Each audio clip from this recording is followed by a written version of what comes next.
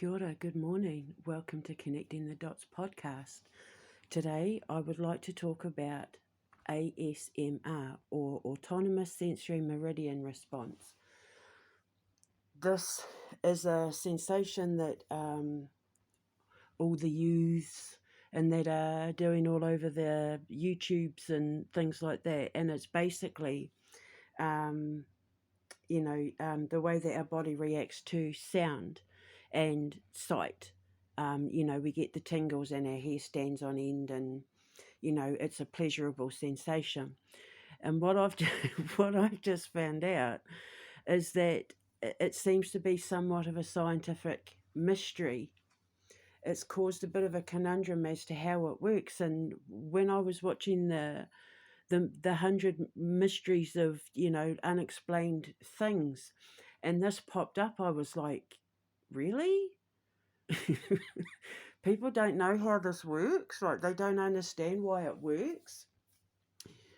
But maybe it's because I'm an evolutionary theorist, and because of the work that I do in biorhythmic engineering, that it made sense to me, and I don't mean that in a condescending way, like, oh, it's because I'm an evolutionary theorist, I understand it. What I mean is, because I'm an evolutionary theorist, I understand the evolution of cells and, the atomic frequency and the evolution of species. And now, obviously, this is a bit contradictory given the fact that I also, read the Bible. I'm a woman of faith. I believe in God, and I believe in many gods, but to me, God is the atom. So, and I really truly believe that this is why I was put on this planet, to be the freaky deek out there, the isolated one, to master and study a science that needed to be created in order to explain the occult and the paranormal, and why some things work the way they do, because then they're no longer a mystery. And then when things are no longer a mystery, people, because we fear what we don't understand, then there's less fear in the world. People understand the way that the human body interacts with energy and frequency, and the atomic frequency and the Schumann resonance, and the evolution of man, and the biological process of cell regeneration and cell exploration, and the evolution of the evolutionary pathways of cells and genetics and all that sort of thing. Because when you understand where we came from, you have a better understanding of where we're going, or where we're supposed to be going, and that helps you ascend, and that helps you evolve, because learning is knowledge, knowledge is wisdom, wisdom is power. And when you have that power from gaining the knowledge to understand who you are, what your function is, what your ancestors were to create you to be, then you have the power to decide and control who you're becoming and where you're going to go next, which you then pass on to your children and your grandchildren and your great-grandchildren, and so on and so forth. So it's like, I was just talking about this on Twitter today, natural selection. When you understand who you are and where you're going, and what is expected of you on a cellular level, on a genetic level, it gives you the power and the strength to control and dominate adverse effects in your surroundings. Like, you stand up to bullies, you don't tolerate people playing mind games, you trust your intuition more, you learn to become more in tune with your instincts and your instinctual reactions to threats of danger and all that sort of thing. And then, so when I saw this video, I was like, okay, well, this is something that needs to be talked about, because like, it really, honestly, truly surprised me that science doesn't really understand how ASMR works. And my boy has got an ASMR video on his YouTube with a Team Fortress one, where him and his brother are, he's eating a packet of chippies, or crisps, as you call them, potato chips. And it's just, they were doing it as a joke, and it's so funny. So basically, how does ASMR work, or why does it work, more importantly? So let's talk about it. So we're talking about, from an evolutionary standpoint, whether you believe in God or not, you can't ignore science. You know, what we know about science is evidential and fact based truth. And what we know is, you know, regardless of what the Bible says about God creating the earth in 7 days and blah, blah, blah, like, you know, there are a lot of things that I believe in the Bible to be true when it comes to the occult and supernatural side of it, and the beautiful message that is put out there that Jesus talks about, and, you know, basically more than New Testament stuff, because the Old Testament, when I read it, it just kind of horrified me. You know, the slaughter and the killing of the animals and the sacrificing of innocent people and off with their heads, and, you know, it absolutely just horrified me. I completely understood why God had to send Jesus down. I even said to God myself when I read it, like, man, I understand why you had to send Jesus down, because up until then, up until spreading the message of peace and love and light, you know, it was quite barbaric. People's understanding of God and the practice of God and who God was, it was quite barbaric.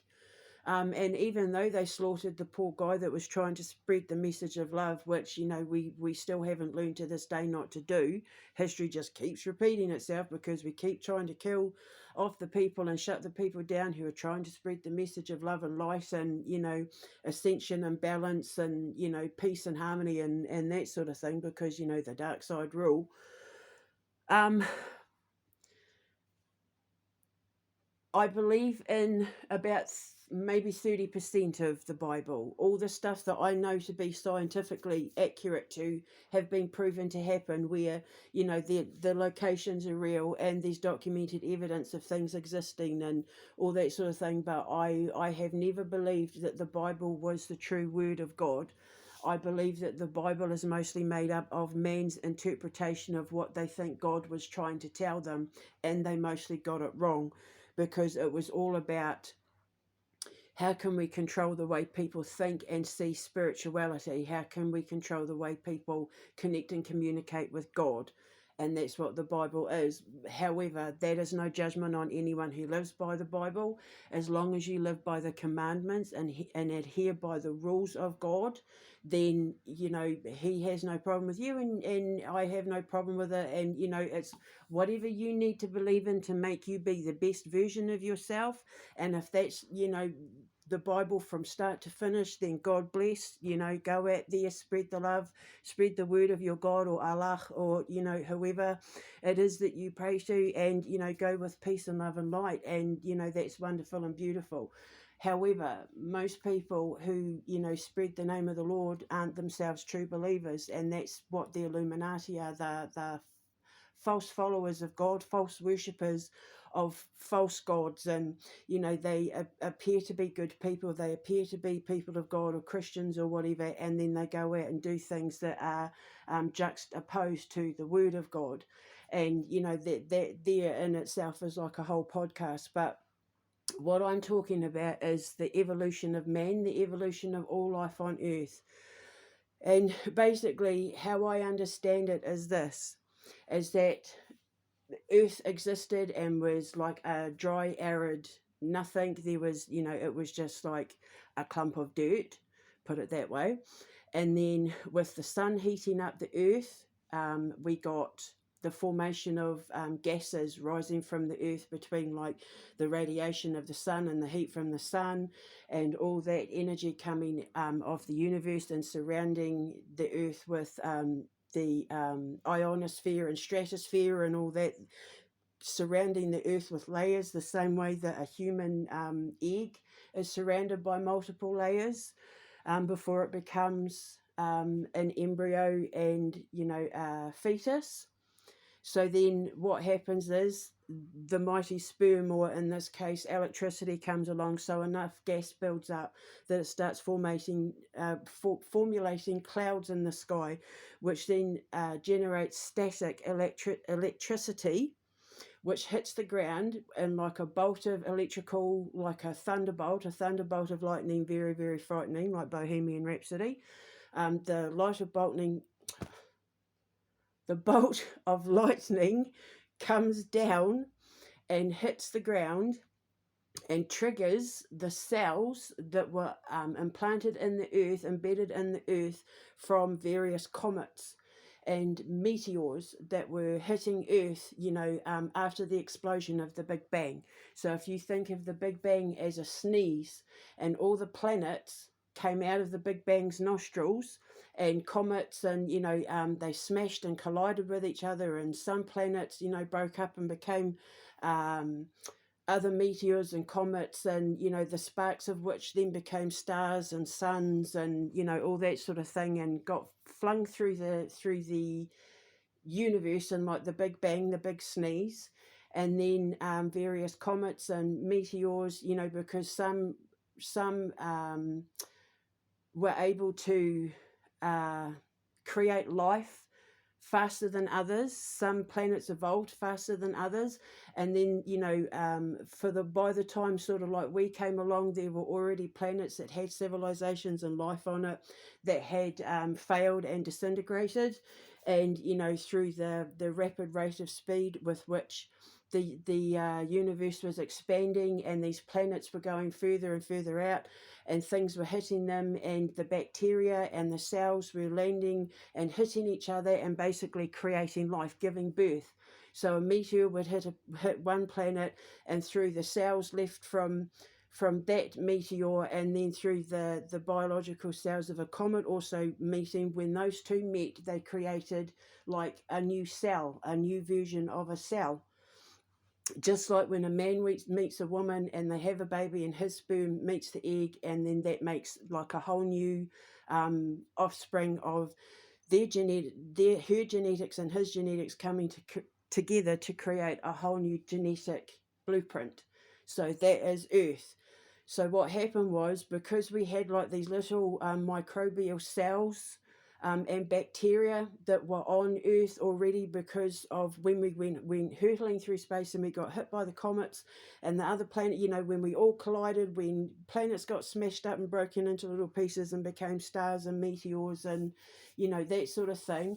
And with the power of the gas giants and all of that surrounding the embryo that is planet Earth, when the gases built up, when the sun got stronger and radiated down on Earth, when that spark of lightning hit those cells, it basically, like Frankenstein, when Dr.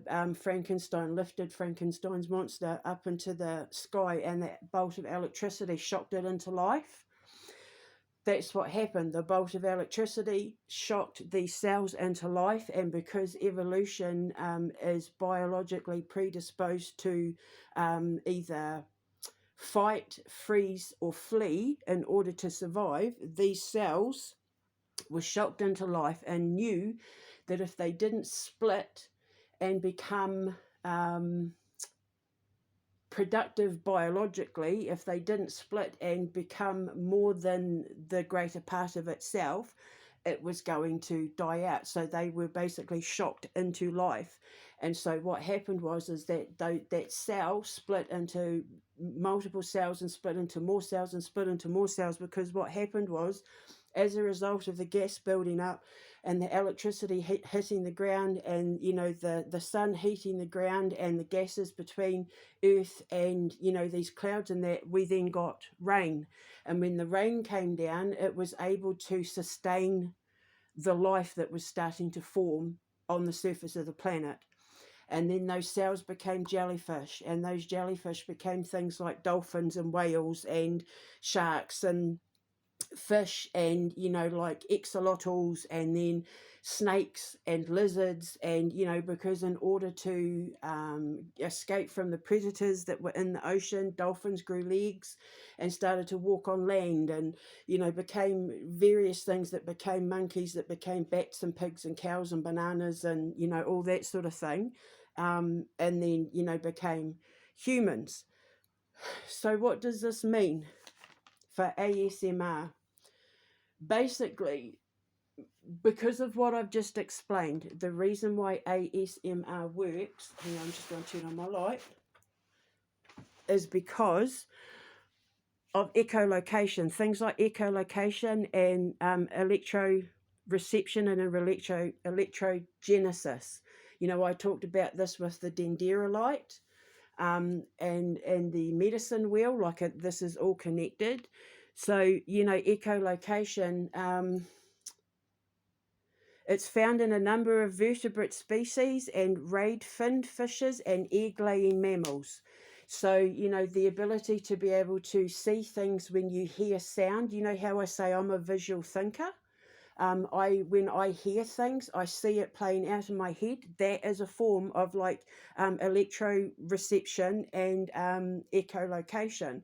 When I hear sound, I see it in my head, and then I'm able to know exactly where it is, and that's how I time jump, because then I can zero in on that location and see what it is that I'm, you know, what I'm hearing. Blind people have incredible echolocation skills, and they can hear how far an object is by clicking, and you know the vibration bouncing off the air. They'll know where a chair is, or where a door is, or a wall, or a person, or a, you know, so blind people, because they don't have the ability to see, their sense of sound is exceptionally heightened, and so their ability to use sonar in order to locate objects in that is phenomenal, because what's happened is they have had to go back to relying on cellular memory, or what I call genetic memory, and hark back on the parts of their cells that remember when they were dolphins and whales and bats and that sort of thing, in order to be able to use that ability to navigate their way around the world. Electroreception is the ability to detect naturally occurring electrostatic fields in the environment. So that basically, you know, when someone talks behind you and your hair stands up on the back of your neck, that's electroreception. That's how that works. But also as well, electrogenesis is the ability to generate electricity. So you know when how stingrays and electric eels, how they, you know, use electrogenesis to shock prey, and you know to catch their prey. Well, we kind of do the same thing when we create static electricity. You know, when you rub your head on a balloon and then your hair stands on end, or when you hear something spooky, or you know something chills you to the bone and your hair stands on end. That's electroreception working in conjunction with electrogenesis, and that is all because of the fact that we used to be those ocean creatures, and cellular memory has stayed with us because it's an essential part of our evolutionary process to rely on intuition and instinct. So you would if you look at it, you know, biomagnetic field, your biomagnetic frequency would be electroreception. So, you know, when you walk into a room and your hair stands on end, you just get that horrible feeling that you need to get out of there or stay away from that person, or something really bad happened, and the hair, you know, you get goosebumps. That's because of electroreception. And we have that ability because of when we had to watch out for prey, but also when we had to watch out for predators as well. It is an instinctual part of our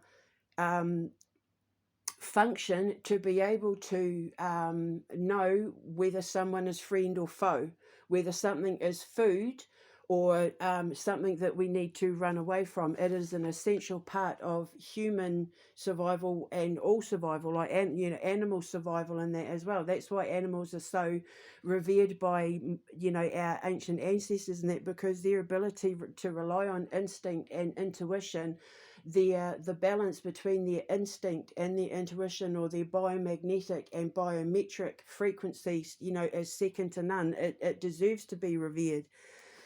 herein lies the fact that electrogenesis, with it being the ability to generate electricity and, read the frequencies coming in and around your area, that's what I call biomagnetics. Whereas electroreception is the ability to detect naturally occurring static fields in your environment. That's what I call biometrics. So you use your brain to read what your body is telling you, or you use your conscious mind to read what your physical body or your subconscious signals are telling you. And that is why ASMR works.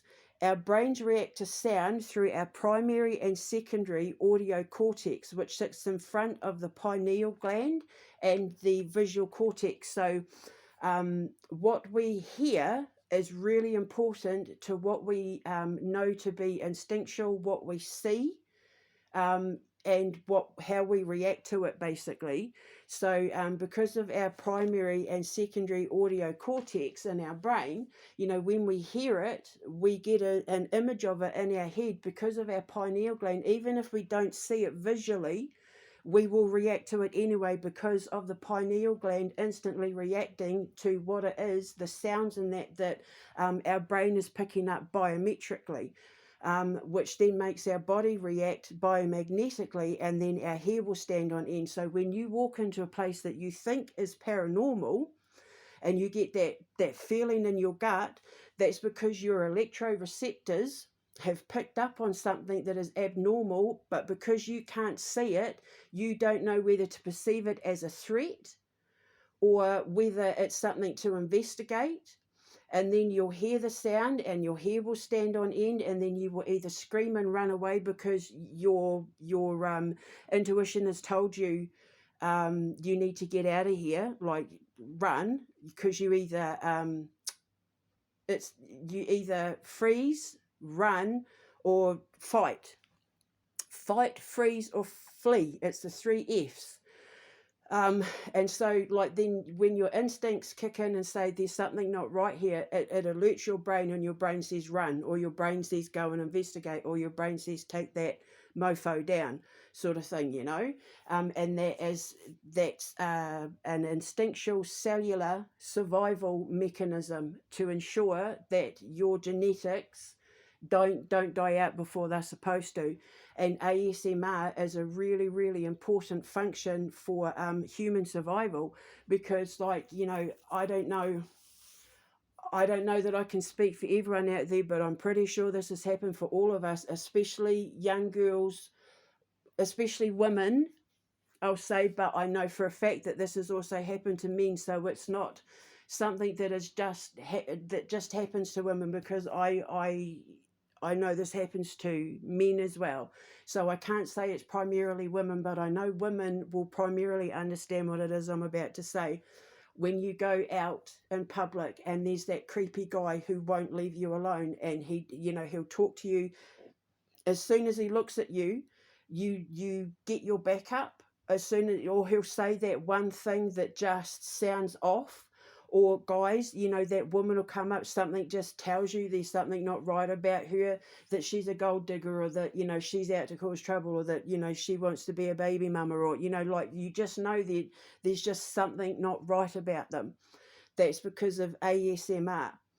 But then also as well, it works in the opposite way when it is a friend and not a foe, because that is the foe response. That is your instincts kicking in and saying that is a foe response. When it is a friend, when they talk to you, your hair will stand on end. You'll get that pleasurable response. You become visually and audibly aroused. I could talk to them all night. I could listen to them talk all night. I could just stare at them all day, like that sort of thing. That is an animalistic response, or ASMR response to, attraction. In the same way that we have that attraction when it's like, I'm a bat and I see a dragonfly and that's made me hungry. Yummy, yummy, I want that dragonfly. It's the same thing. Like, you could be driving in your car or on the bus and you're not really hungry, but you could have something, but you don't really know what you want. And then like you'll go past a billboard of a thing and you're like, oh my God, I need to have that burger, or I need to have that food item. Like that's the same thing as ASMR. It's an instinctual attraction to something that is either going to help us breed, help us survive, or help us eat, basically. And it all comes back to cellular memory or genetic memory, harking on the part of our genetics that came from the ocean when we had to hunt things down in order to become, the bigger, badder things in the ocean, to then, having to be smart enough to grow legs and get out of that water, and then become the rodents and escape the predators. And,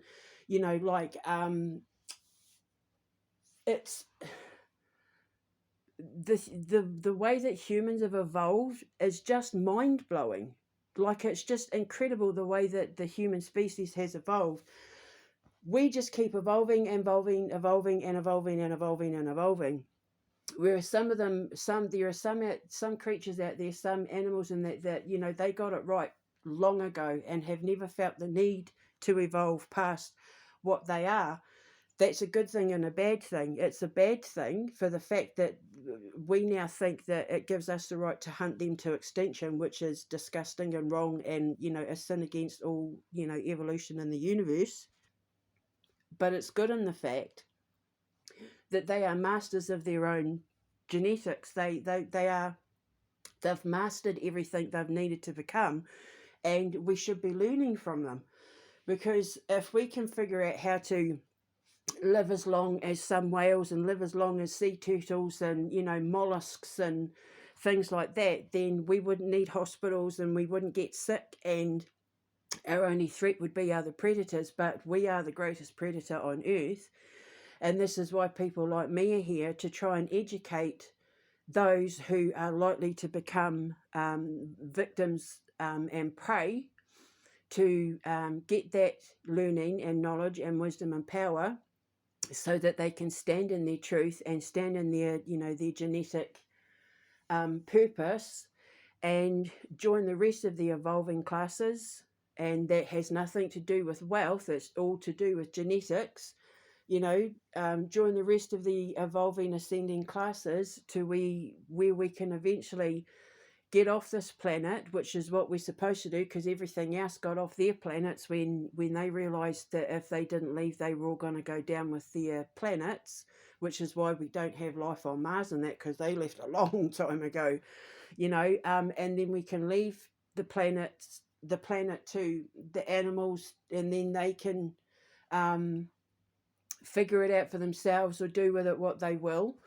And then, we get to go and see what's on the other side of, the ever-expanding universe that's starting to open up on the other side through the wormholes and that, which are the nostrils to the greater consciousness of atom that the Big Bang came out of. The wormholes are the nostrils with which, the great sneeze comes out of. And I always say, when it comes to evolution, it's better to be the front end of the sneeze than the back end of the comet.